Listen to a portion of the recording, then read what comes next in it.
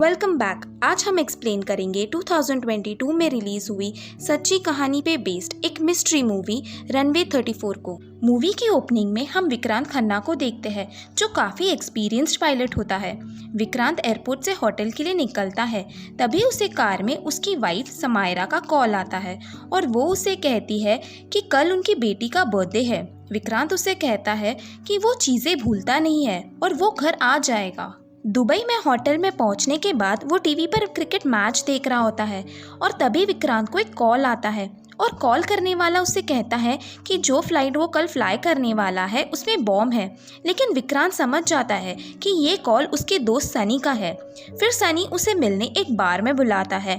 पहले तो कल फ्लाइट है कहकर विक्रांत उसे मना करता है, लेकिन बाद में वो चला जाता है। वहाँ वो लोग पार्टी कर रहे होते हैं और उधर उन्हें एक लड़की दिखती है। सनी विक्रांत को चैलेंज देता है कि वो लड़की से जाके बात करे।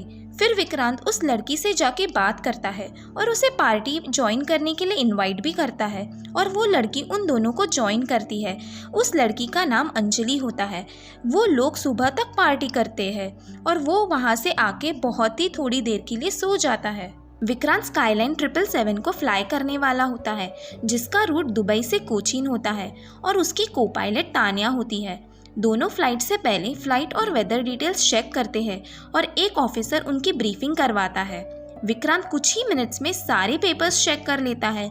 उसके पास फोटोजेनिक मेमोरी होती है और ये देख के तानिया उससे बहुत ही ज़्यादा इम्प्रेस हो जाती है। फिर वो फ्लाइट में बैठ जाते हैं और प्लेन को रेडी करते हैं।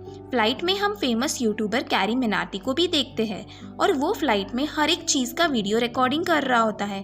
फ्लाइट टेक ऑफ करने से पहले कैबिन क्रू सबको सेल फोन स्विच ऑफ करने के लिए बोलते हैं। कैप्टन विक्रांत और को पायलट तानिया दोनों दुबई एटीएस से टेक ऑफ करने के लिए क्लियरेंस लेते हैं और पैसेंजर्स को मैसेज देते हैं कि उन्हें 3 घंटे की जर्नी करनी होगी और कोचीन में बारिश होने की चांसेस है। फ्लाइट में एक ओल्ड लेडी भी होती है जिसके साथ उसकी बेटी भी थी।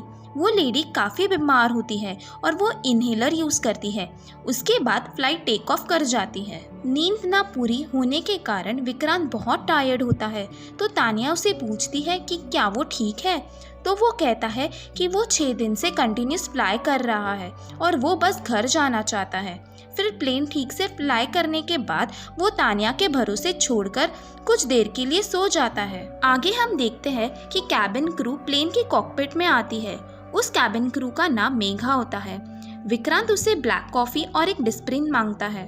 उसके बाद विक्रांत कॉकपिट से निकलकर वॉशरूम जाता है, लेकिन वो वॉशरूम जाने से पहले वो फ्रिज में रखी ड्रिंक की बोतल्स को देखता है और वापस कॉकपिट में आ जाता है। आकर वो तानिया से पूछता है कि डायरेक्शंस के डिटेल में कोई चेंजेस तो नहीं। इसके बाद कोचीन एटीएस का सीन दिखाया जाता है, जिसमें हम मिस्टर त्रिपाठी नाम के एक एम्प्लॉय को देखते हैं। हाल ही में ही उनकी बेटी की डेथ हुई होती है। उसको देख के उसका बॉस उसकी बेटी का डेथ की अफसोस जताता है और उसे कहता है कि उसे आराम करना चाहिए। मिस्टर त्रिपाठी उनसे कहते हैं कि अगर वो काम पे नहीं आएगा तो उनका मन नहीं लगेगा। उस समय कोचीन में बहुत ही ज़्यादा बारिश और तेज़ हवा भी चल रही थी।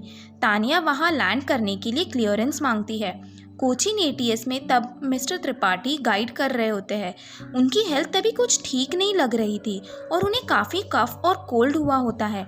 मिस्टर त्रिपाठी तानिया को जवाब देते हैं कि कोचीन में लैंड नहीं किया जा सकता क्योंकि बारिश होने की वजह से विजिबिलिटी सिर्फ 15 मीटर ही है। पर विक्रांत प्लेन लैंड करने का ट्राई करता है, लेकिन मौसम की वजह से कुछ नहीं दिख रहा होता है और फर्स्ट लैंडिंग असफल हो जाती है। और अब मिस्टर त्रिपाठी उन्हें कोचीन रनवे नंबर 2 पे लैंड करने कहते हैं। पर कुछ ही देर में मिस्टर त्रिपाठी के पास न्यू अपडेट आती है और स्काईलाइन 777 को बताया जाता है कि कोचीन में लैंड नहीं किया जा सकता और बाकी के सारे फ्लाइट्स भी डाइवर्ट हो रहे हैं। मिस्टर त्रिपाठी उन्हें त्रिवेंद्रम में लैंड करने को कहते हैं और ये भी बोलते हैं कि वहाँ का मौसम बिल्कुल साफ है। तानिया विक्रांत को सजेस्ट करती है कि त्रिवेंद्रम की जगह उन्हें बेंगलुरु जाना चाहिए क्योंकि त्रिवेंद्रम कोचीन से काफ़ी करीब है और पॉसिबिलिटी है कि कोचीन का मौसम खराब है तो त्रिवेंद्रम का भी मौसम खराब हो सकता है। और विक्रांत त्रिवेंद्रम की वेदर रिपोर्ट्स मांगता है। मिस्टर त्रिपाठी त्रिवेंद्रम की वेदर रिपोर्ट्स दे देते हैं और विक्रांत त्रिवेंद्रम में ही लैंड करने की सोचता है। विक्रांत दोबारा कोचीन में लैंडिंग ट्राई करना चाहता है, मगर बारिश की वजह से उसे कुछ भी दिखाई नहीं देता है और इसीलिए वो त्रिवेंद्रम के लिए डाइवर्ट कर जाता है। अगले सीन में हम त्रिवेंद्रम एटीसी का रूम को देखते हैं और त्रिवेंद्रम एटीसी से कोचीन एटीसी में इंफॉर्मेशन भेजी जाती है कि कोचीन एटीसी से त्रिवेंद्रम एटीसी के तरफ कोई भी फ्लाइट डाइवर्ट ना करे। वेदर डिटेल्स के पेपर मिस्टर त्रिपाठी को दिए जाते हैं ताकि वो हर फ्लाइट को इन्फॉर्म कर सके कि फ्लाइट कोचीन और त्रिवेंद्रम दोनों जगह लैंड नहीं किया जा सकता। जब वो पेपर उन्हें दिया जाता है तब मिस्टर त्रिपाठी को बहुत कफिंग होने लगती है, इसलिए उनके जगह पे कोई और आदमी आके बैठ जाता है और त्रिपाठी को आराम करने के लिए बोलते हैं। जब त्रिपाठी वहां से जाते हैं तो उनके रुमाल के साथ गलती से वो वेदर रिपोर्ट का पेपर भी उनके साथ चला जाता है, जिस वजह से स्काईलाइन 777 को ये इन्फॉर्मेशन पता नहीं चल पाती कि त्रिवेंद्रम का मौसम बहुत ही खराब है और वहां लैंडिंग नहीं की जा सकती। प्लेन में अभी ज्यादा फ्यूल नहीं बचा था, बस इतना ही था कि वो 1 घंटा और उड़ सकता था। विक्रांत फ्लाइट में अनाउंस कर देता है कि अब फ्लाइट त्रिवेंद्रम में लैंड होगी। फ्लाइट में बैठे एक आदमी जो एक एविएशन जर्नलिस्ट होता है वो बोलता है कि फ्लाइट बेंगलुरु में लैंड होनी चाहिए। ये सुनकर सब काफी परेशान हो जाते हैं और बाकी के लोग भी बोलने लगते हैं। सब अपनी सीट से उठकर कैबिन क्रू से आर्ग्यू करने लगते हैं। कैबिन क्रू विक्रांत को आके ये बात बताती है और विक्रांत पैसेंजर्स से आके बात करता है और कहता है कि जो भी प्लेन उड़ाना जानता है वो मेरे साथ आ जाए। इससे वहाँ पर सब शांत हो जाते हैं और वो समझाता है कि वो सबको सेफली घर पहुँचा देगा। बारिश की वजह से सिचुएशन खराब है मगर वो पूरी कोशिश कर रहा है।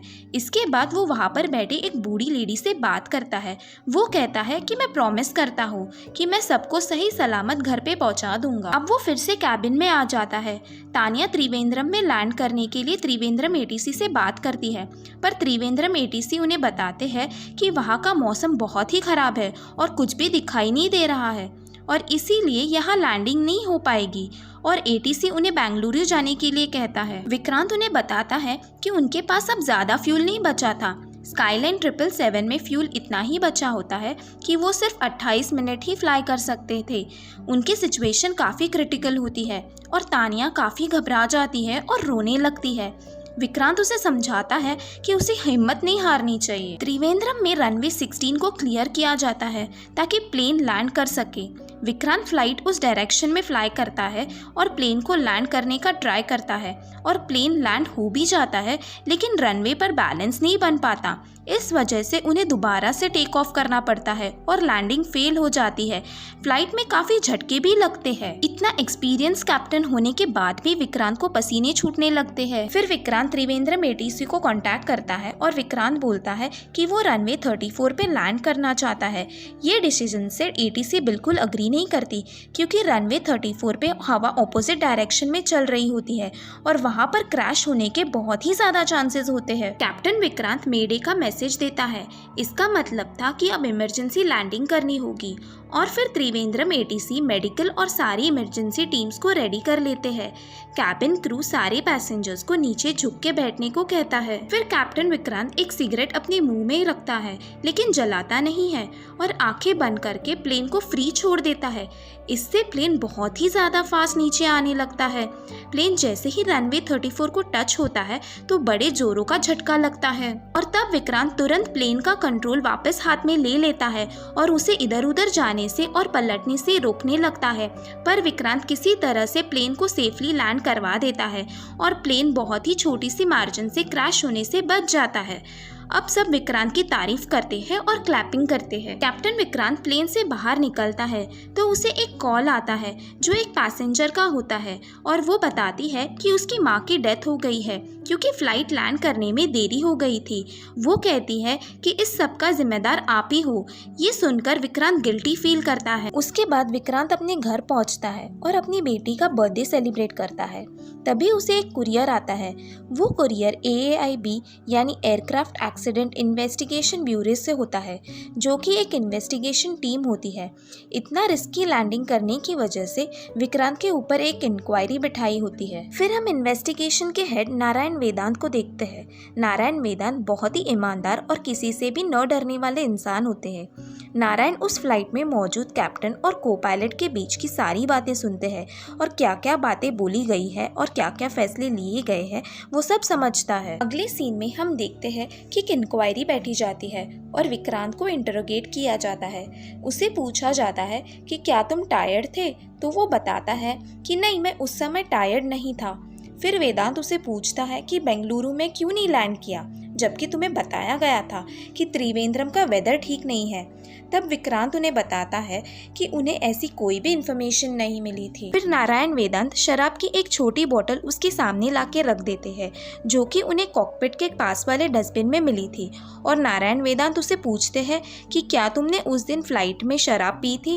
इस पे वो कहते हैं कि नहीं पी थी। नारायण वेदांत कमेटी रिक्वेस्ट करती है कि कैप्टन विक्रांत की लाई डिटेक्टर टेस्ट की जाए।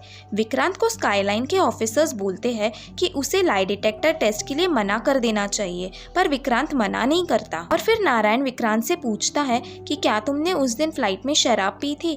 इस पे विक्रांत मना करता है। इससे हमें ये पता चलता है कि विक्रांत कोई भी झूठ नहीं बोल रहा था। नारायण वेदांत विक्रांत से पूछते हैं कि क्या उस फ्लाइट से पहले ठीक से नींद ली थी। उस पे वो कहता है कि उसने प्रॉपर रेस्ट किया था। आगे नारायण वेदांत एक लड़की को बुलाते हैं जिसका नाम अंजलि होता है।